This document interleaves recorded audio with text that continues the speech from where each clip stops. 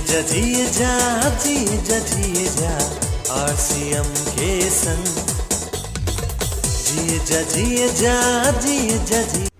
दोस्तों नमस्कार, मैं मुकेश कोठारी एक बार फिर आपका इस चैनल पर मैं सब्सक्राइब करता हूं। इस लॉकडाउन के पीरियड में हमने बहुत सारे विषयों को उठाया है। दोस्तों मेरा ऐसा मानना है कि ये जो पीरियड है वो सीखने का है, आत्ममंथन करने का है। जब भी कोई आदमी वर्क करता है, काम करता है, तो काम करने में सबसे बड़ा जो रोल अदा करता है आपकी सफलता के अंदर वो होता है कॉन्फिडेंस। अगर आपके अंदर कॉन्फिडेंस है तो आप किसी भी तरह की सफलताओं को हासिल कर सकते हैं। उस काम को करने के प्रति आपका कॉन्फिडेंस होना चाहिए। लेकिन कॉन्फिडेंस कब होता है? कॉन्फिडेंस तब होता है जब आपकी शंकाओं का समाधान होता है। अगर आपने कोई काम करने का डिसीजन ले लिया लेकिन छोटे छोटे प्रश्न अगर आपके क्लियर नहीं है तो आप पब्लिक में कॉन्फिडेंस के साथ जा नहीं पाएंगे। और जब लोगों को आप कॉन्फिडेंस के साथ उनके प्रश्नों का उत्तर नहीं देंगे, उनकी समस्याओं का हल नहीं देंगे, उनकी क्यूरीज को हल नहीं करेंगे, उनके डाउट्स को क्लियर नहीं करेंगे, तो निश्चित रूप से आपसे बहुत बड़ा काम नहीं होने वाला। फील्ड में बहुत बड़ी सफलता आपको मिलने वाली नहीं है। दोस्तों लगातार हम वीडियो बना रहे हैं और आपके कमेंट आ रहे हैं और मुझे बहुत अच्छा लग रहा है कि आरसीएम के ही वो डिस्ट्रीब्यूटर हैं जो सीखने पे हमेशा ध्यान देते हैं, बल देते हैं, लगातार सीख रहे हैं। और ये मुझे इसलिए पता चलता है कि लगातार मेरे पास कमेंट आते हैं और उन कमेंट को जब मैं पढ़ता हूं तो मुझे लगता है कि कितनी बारीकी छुपी है। दोस्तों आरसीएम के डिस्ट्रीब्यूटर में जो जज्बा है दुनिया के और किसी डिस्ट्रीब्यूटर में जज्बा नहीं होता। ये दीवानापन क्यों आता है? जब आप किसी चीज के प्रति दीवाने होते हैं तो दीवाने होने के पीछे सबसे बड़ा कारण होता है उस चीज के प्रति आपके कंसेप्ट का क्लियर हो जाना। जिस व्यक्ति के कंसेप्ट क्लियर हैं वो आरसीएम का दीवाना हो गया। दोस्तों कई बार दूसरी कंपनी के लोग आरसीएम के डिस्ट्रीब्यूटर को कहते हुए मिलेंगे, अरे तू तो आरसीएम मय हो गया, तुझे कुछ समझ में नहीं आता तो तू अंधा भक्त हो गया। लेकिन दोस्तों ये अंधा भक्त कब होता है? आदमी अंधा भक्त तब होता है जब किसी चीज को हृदय तक वो कन्विंस कर लेता है।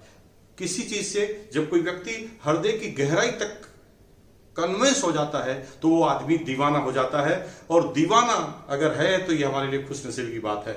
आज हम जिस वीडियो को बनाने जा रहे हैं वो एक बहुत बेहतरीन टॉपिक है। दोस्तों अक्सर जब आप लोगों के बीच में जाते होंगे, लोगों के पास जाते होंगे और खास तौर से जब आपको अदर मतलब कंपनी का कोई डिस्ट्रीब्यूटर मिल जाता है तो आपको एक कॉमन सा प्रश्न करता है। वो प्रश्न क्या है? क्या आपकी कंपनी आईडीएसए में जुड़ी हुई है? क्या आपकी कंपनी एफडीएसए में जुड़ी हुई है? हमारी कंपनी आईडीएसए में जुड़ी हुई है। और दोस्तों सच मानिए यहां पर अगर आपके पास इस प्रश्न का उत्तर नहीं है तो आप अपना कॉन्फिडेंस खो देंगे और सामने वाला आपको आईडीएसए के बारे में कुछ भी बता देगा। इसलिए आज के वीडियो को आप ध्यान से सुनना है और सुनने के बाद अगर आपको समझ में नहीं आता है तो कमेंट बॉक्स पे जाकर लिखना है। और निश्चित रूप से मैं हो सकता है रिव्यू का आपके पास वीडियो ना बनाऊं, लेकिन अगले जब भी कोई वीडियो बनाऊंगा तो आपकी उस क्यूरीज का हल भी आपके सामने रख दूंगा और आपको आज ये क्लियर हो जाएगा कि what is the IDSA, what is the FDSA, ये क्या होता है। दोस्तों पूरी दुनिया में डायरेक्ट सेलिंग की कंपनियां काम करती है और पूरी दुनिया की डायरेक्ट सेलिंग कंपनियों ने अपना एक संगठन बनाया, international direct selling association IDSA. दोस्तों संगठन कब होता है? दोस्तों संस्कृत का एक डायलॉग है, संस्कृत का एक दोहा है, संगे शक्ति कलो युगे, यानी कलयुग में संगठन ही शक्ति है।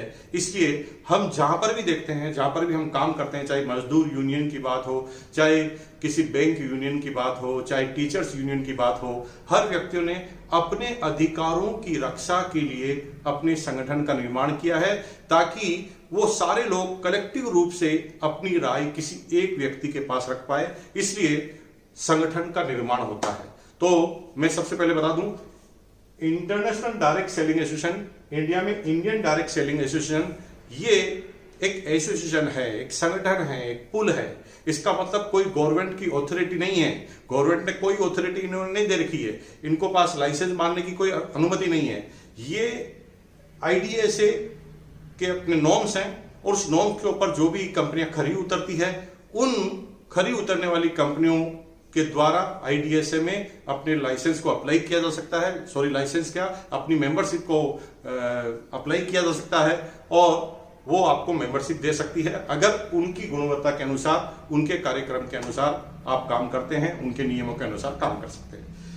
उसी तरह जब इंडियन डायरेक्ट सेलिंग एसोसिएशन है तो इंडिया में एक और डायरेक्ट सेलिंग एसोसिएशन है जिसका नाम है federation of direct selling association. यहां पर ये दो अलग अलग संगठन है। इन दोनों संगठनों के पास गवर्नमेंट की कोई अथॉरिटी नहीं है, गवर्नमेंट की तरफ से कोई अधिकार नहीं है। ये सारी कंपनियां दो मंच है, जैसे दो पार्टियां होती राजनीतिक, वैसे दो मंच है। इस मंच के थ्रू आप कलेक्टिव एनर्जी एक चीज के प्रति आप तत्पर कर सकते हैं और अपने अधिकारों की रक्षा करने के लिए इसके मेंबर वो कंपनियां बन जाती है। तो आईडीएसए या एफडीएसए का मेंबर नहीं है तो क्या कोई कंपनी डायरेक्ट सेलिंग में काम नहीं कर पाएगी? दोस्तों, ये आपकी गलतफहमी है। डायरेक्ट सेलिंग में काम करने के लिए इन चीजों की जरूरत नहीं है। डायरेक्ट सेलिंग में इंडिया में कोई कंपनी काम करती है तो उसे इंडिया की सारी फॉर्मेलिटीज करनी पड़ती हैं, उनको जीएसटी के लाइसेंस लेने पड़ते हैं, उनको तमाम तरह के पैन कार्ड लेने पड़ते हैं, कंपनी में रजिस्ट्रेशन करना पड़ता है और उसके साथ आपको ये मेंबरशिप नहीं है तो भी आप काम कर पाएंगे। सबसे ज्यादा जरूरी चीज है, अगर आप किसी कंपनी के डायरेक्ट सेलिंग में किसी देश में डायरेक्ट सेलिंग पर काम करते हैं तो उस देश का जो कानून है उसके हिसाब से आपको काम करना पड़ता है। इंडिया में 2016 के अंदर डायरेक्ट सेलिंग पर पहली बार गाइडलाइन बनाई गई। दोस्तों, मैं आपको फिर याद दिला दूं, ये गाइडलाइन बनी सब कंपनियों के डिस्ट्रीब्यूटर के कलेक्टिव प्रयास से, लेकिन इसकी शुरुआत की थी आरसीएम में। जब सन 2011 में आरसीएम के साथ एक चैलेंज आया तो उसके बाद आरसीएम के डिस्ट्रीब्यूटर ने सरकारों के सामने प्रदर्शन किए, जंतर मंतर पर प्रदर्शन किए, जयपुर के अशोक मैदान में प्रदर्शन किए और फिर एक तरीका निकला जिसमें सबसे पहले कुछ स्टेटों ने डायरेक्ट सेलिंग पर गाइडलाइन जारी की। उसके बाद 2016 में गवर्नमेंट ऑफ इंडिया ने भी डायरेक्ट सेलिंग पर गाइडलाइन दे दी। इसका मतलब है वही कंपनी हिंदुस्तान में काम कर सकती है जो डायरेक्ट सेलिंग की गाइडलाइन के अनुसार काम करे और वो रजिस्टर्ड हो, इंडियन कंज्यूमर अफेयर मिनिस्ट्री में रजिस्टर्ड हो और उन रजिस्ट्रेशन जो भी कंपनियां हैं उनका नाम उस वेबसाइट पे लिखा गया है। तो क्या हम ये मान लें जिसका भी रजिस्ट्रेशन हो गया है उनका प्लान चेक हो गया? नहीं दोस्तों, यहां पर सिर्फ इंडियन कंज्यूमर मिनिस्ट्री है, वो सिर्फ आपसे एक एफिडेविट भरवाती है। उस एफिडेविट के आधार पर आपको ये बताना पड़ता है कि हम जो गाइडलाइन के नियमों के अनुसार काम कर रहे हैं और जो भी आदमी एफिडेविट देता है उनको अनुमति मिल जाती है। वो लोग प्लान को चेक नहीं करते। इसका मतलब है कंज्यूमर का अधिकार सुरक्षित है। कोई आदमी रजिस्टर्ड है फिर भी अनएथिकल वर्किंग करता है तो उसकी शिकायत की जा सकती है और उस कंपनी को रातों रात बंद करवाया जा सकता है। इसका मतलब है कि गाइडलाइन के अनुसार अगर कोई भी कंपनी काम करे तो निश्चित रूप से वो इस बिजनेस में काम कर सकती है। अगर वो आईडीएसए का मेंबर नहीं है, एफडीएसए का मेंबर नहीं है तो भी वो काम कर सकते हैं।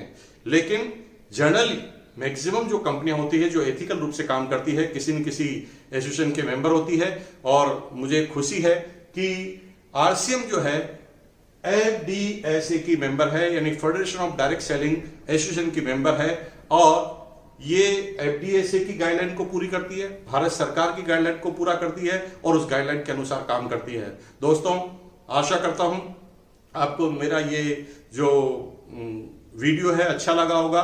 हम हर बार 10 मिनट के टॉक लेके आएंगे जिसमें एक एक सब्जेक्ट को क्लियर करेंगे ताकि कोई भी चैलेंज हमारे बिजनेस में नहीं रह जाए। दोस्तों, आप लगातार मुझे कमेंट कर रहे हैं, मैं फिर आपको एक बार याद दिला दूं कि अगर आप मुझे कमेंट बॉक्स में बताते हैं कि हमें नेक्स्ट वीडियो कौन सा चाहिए, हमें किस सब्जेक्ट पे वीडियो चाहिए, और अगर आपका सब्जेक्ट मुझे अप्रोप्रिएट लगा, मुझे लगा कि इस सब्जेक्ट पे वीडियो बनाना चाहिए, तो अगर आपने मुझे सजेशन दिया तो मैं जो भी वीडियो होगा उसमें आपको ये बताऊंगा कि इस पर्टिकुलर व्यक्ति से मैंने प्रेरित होकर ये वीडियो बनाया और उसका हम धन्यवाद करेंगे। दोस्तों, ये जो चैनल है मुकेश कोठारी, इसको आप सब्सक्राइब कीजिए, बेल आइकन पर क्लिक कीजिए और अपनी टीम के मैक्सिमम लोगों को इस चैनल को सब्सक्राइब करा दीजिए। यहां पर इस चैनल को सब्सक्राइब कराने के पीछे मेरा कोई कॉमर्शियल एस्पेक्ट नहीं है। भगवान की दया से, ईश्वर की कृपा से, अल्लाह की कृपा से आरसीएम से खूब इनकम आती है और आरसीएम से इनकम के साथ आरसीएम से जो पैसा कमाया उससे दूसरे जो बिजनेस चालू किए उससे भी खूब इनकम आती है। इनकम भैया बहुत हो गई है, अब तो इस बिजनेस को नाम के लिए करना है, क्योंकि भाई 20 साल इस बिजनेस में हो गए हैं, तो 20 साल के बाद अंतर जो ब्लड है ना वो भी आरसीएम का है।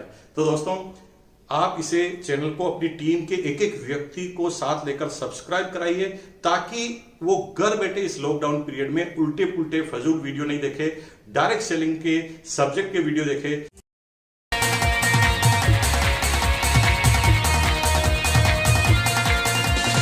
इस समय की दौड़ में चले जमाने के संग आरसीएम